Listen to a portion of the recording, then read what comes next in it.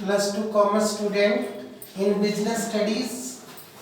Now we start the difference between formal organization and informal organization.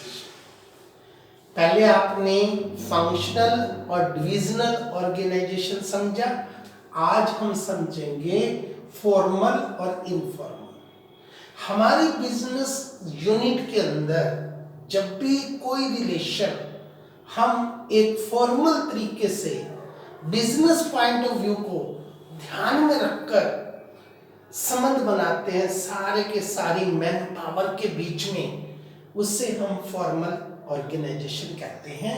उसके अंदर हमने आपको बताया था, first of all CEO, you can say general manager.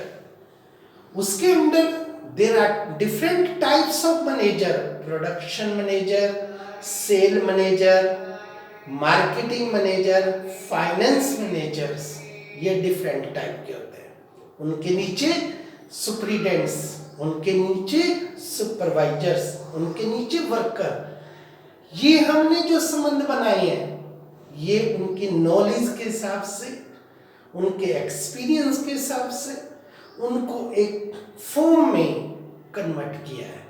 अगर आप इस तरह से हर एक बंदे की क्वालिफिकेशन को ध्यान में रखकर, उसके एक्सपीरियंस को ध्यान में रखकर उनको सही पोस्ट पे लगाते हैं और एक सुंदर ऑर्गेनाइजेशन का निर्माण करते हैं तो वो कहलाता है formal.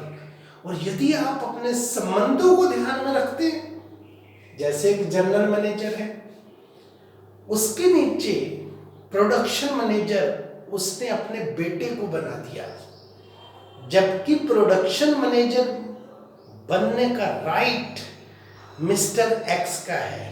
He is the experienced person and he has knowledge for production।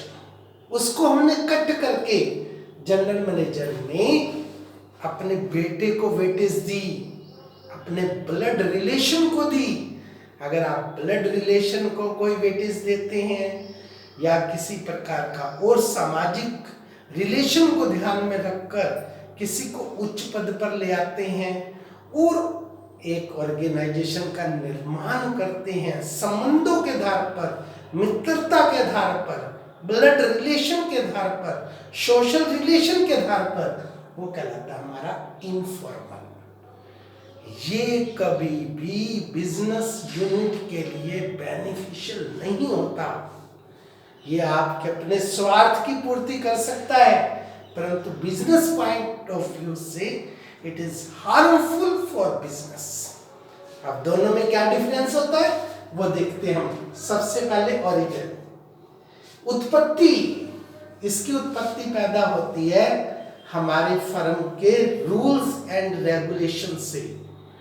हम सारी बातों को एक तरफ रख दें और केवल इंस्टीट्यूशन को ध्यान में रखें और उसके फायदे की बात करें तो फॉर्मल, और यदि हम उसको इग्नोर कर दें तो इनफॉर्मल। जैसे आपने इंस्टीट्यूशन को इग्नोर कर दिया, अपना स्वार्थ ऊपर रखा, तो क्या पैदा होगा? इनफॉर्मल। और यदि आप उसको स्वार्थ को पीछे कर देते हैं और बिजनेस को नंबर 1 पे लेते हैं तो आपका होगा फॉर्मल। अथॉरिटी, इसमें जो अथॉरिटी चलती हैं, राइट्स चलते हैं, वो कैसे चलते हैं? एक सीरीज में। जैसे जनरल मैनेजर अपने अधिकार देगा डिपार्टमेंट वाइज मैनेजर को, वो सुपरिटेंडेंट को, वो सुपरवाइजर को, वो वर्कर को। परंतु इसमें जनरल मैनेजर बीच में से कट करके अपने अधिकारों को क्या पता सुपरवाइजर को ज्यादा दे दे और प्रोडक्शन मैनेजर को दे ही ना, तो ये उसकी मर्जी पे चलता है।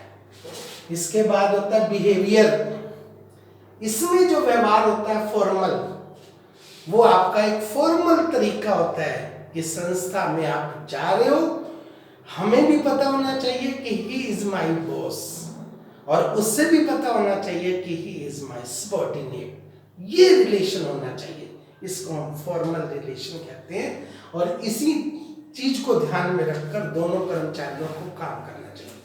और इसमें ये ध्यान रखता है कि वो मेरा बेटा है, वो मेरा भाई है, उसके साथ मेरे धार्मिक रिलेशन है, वो मेरे मित्र का बेटा है, इसलिए मैंने उसको ज्यादा वेटेज देनी है, उसको उच्च पद पे ले जाना है। It's wrong. इसके बाद आता है लीडरशिप।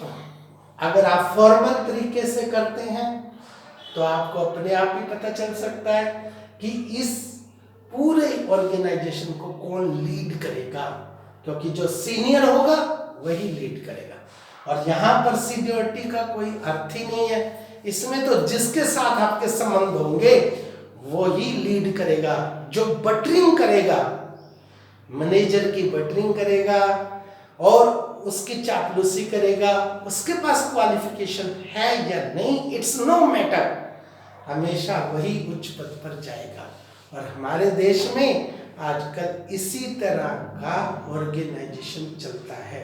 बट आप लोग जापान में जाएंगे, अमेरिका में जाएंगे तो केवल और केवल फॉर्मल ऑर्गेनाइजेशन चलता है। इसीलिए उन और बिजनेस यूनिट्स के रिजल्ट्स हमारे देश के रिजल्ट से बहुत ऊपर होते हैं। अब हमारा एक केस स्टडी आया पिछले साल कि जनरल मैनेजर, उसके नीचे 2 लोग काम कर रहे हैं, एक एक्स एक वाई। वाई जो है वो लेडी है, शी इज द ब्यूटीफुल, और वो क्वालिफाइड नहीं है, एक्सपीरियंस नहीं है। एक्स बहुत एक्सपीरियंस है, but he is totally dedicate to the organisation. He is not buttering the boss, वो बॉस की बटरिंग नहीं करता, और लेडी ऑलवेज बटरिंग। तो after some time the boss के पास जब आया डिसीजन लेने का काम, तो डिसीजन लेते समय उसने लेडी को प्रमोट किया। It's the wrong and it is the types of informal method. इसी को हम स्ट्राइक का रूप देते हैं। इसी के कारण पूरे ऑर्गेनाइजेशन में स्ट्राइक होने के चांसेस रहते हैं। अगर आप फॉर्मल तरीके से जिसका राइट बनता है, जिसका एक्सपीरियंस है, उसी को प्रमोट करते हैं, उसी को इंक्रीमेंट देते हैं, तो आपकी संस्था का एटमॉस्फेयर बहुत अच्छा रहता है। इसी प्रकार से आता है follow of the communication. Follow of the communication formal में आपका 2 तरीके अपनाए जाते हैं। स्केलर चेन सिस्टम अपनाया जाता है, जैसे जनरल मैनेजर, जनरल मैनेजर से प्रोडक्शन मैनेजर, प्रोडक्शन मैनेजर से फिर आप लोगों का सुपरिटेंडेंट्स और सुपरवाइजर, वर्कर। ऐसे ही वर्कर की कोई शिकायत है, वो ऊपर अपने सुपरवाइजर को बताते हैं, वो आगे सुपरिटेंडेंट को बताता है। ऐसे कर करके बोर्ड ऑफ डायरेक्टर तक हमारी बात जाती है। ऊपर से नीचे तक आना डाउनवर्ड, और नीचे से ऊपर तक जाना अपवर्ड। ऊपर से नीचे हमेशा ही ऑर्डर आते हैं, और नीचे से ऊपर तक सजेशंस, रिक्वेस्ट होती है। परंतु इसमें तो कोई कम्युनिकेशन का साधन ही नहीं। इसमें जो कम्युनिकेशन है, क्या पता जनरल मैनेजर से सीधी बात वर्कर को पता हो, क्योंकि वर्कर और जनरल मैनेजर दोनों ही धार्मिक पॉइंट ऑफ व्यू से इकट्ठे जाते हैं, हर रोज घूमते हैं। अब जनरल मैनेजर ने जो डिसीजन लेना है वो वर्कर से डिस्कस कर लिया, तो इसका मतलब उसने वर्कर को तो बता दिया, और प्रोडक्शन मैनेजर को उसकी खबर भी नहीं है, सुपरिटेंडेंट को उसकी खबर भी नहीं है। अब उस वर्कर ने इंस्टीट्यूशन में आकर अफवाहें उड़ा दी, तो इसके अंदर हमेशा ही अफवाहें होती हैं इनफॉर्मल के अंदर, जिनका कोई भी रिजल्ट्स नहीं होता। जिस तरह से अंगूर की बेल होती है, वो पता नहीं किस दिशा में फैल जाए, इसी प्रकार से इसमें जो कम्युनिकेशन होते हैं, झूठी अफवाहें होती हैं, वो किस तरह से आग की तरह फैल जाए, पता ही नहीं चलता। परंतु इसमें आपके पास कम्युनिकेशन एक रास्ते से आएगा, रिटन में आएगा, फॉर्मल तरीके से आएगा और अथॉरिटी के साइन होंगे, वो आप पर एक्शन ले सकता है, आपके साइन होंगे, आप उस पर किसी भी प्रकार का उसको एविडेंस के रूप में दिखा सकते हैं। फॉर एग्जाम्पल, हम स्कूल में जाते हैं, स्कूल ने प्रिंसिपल ने हमें कोई ऑर्डर देना है तो वो ऑर्डर बुक में लिखा हुआ आता है, हम उसको पढ़ते हैं, साइन करते हैं, बच्चों को कम्युनिकेट करते हैं, that is called the formal method.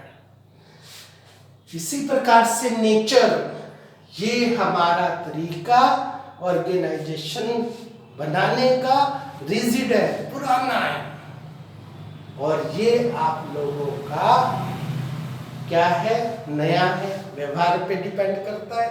और जैसे जैसे आप लोगों में पॉपुलर होना चाहते हैं, अपने दोस्तों को वेटेज देना चाहते हैं, अपने घर के लोगों को वेटेज देना चाहते हैं, तो आप इनफॉर्मल अपनाते हैं। हमारे देश में यही दुविधा है, आज भी बड़ी से बड़ी कंपनियों में जनरल मैनेजर इस मेथड को वेटेज देते हैं। It is the harmful for the business point of view, that's